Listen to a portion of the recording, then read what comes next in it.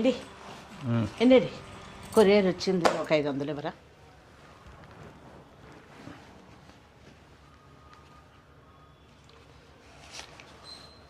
దేనికి ఏంటి అని లావణ్యాన్ని ఏం అడగరండి.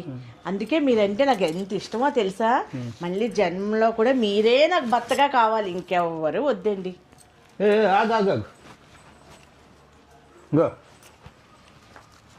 పట్టుకో. ఇంత డబ్బులా?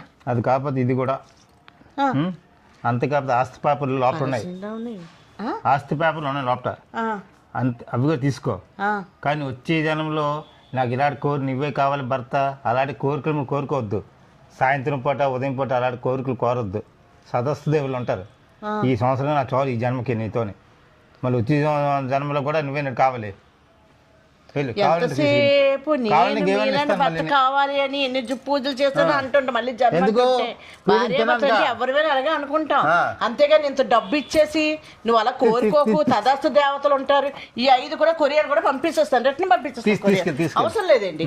ఏంటండి నీలాంటి భార్య కావాలి అని ఎవరైనా అనే భర్తను చూసాను కానీ అంత బాధపడి అంత ఇచ్చేస్తారు. ఇంటికి 5 కూడా ఇచ్చేస్తాను.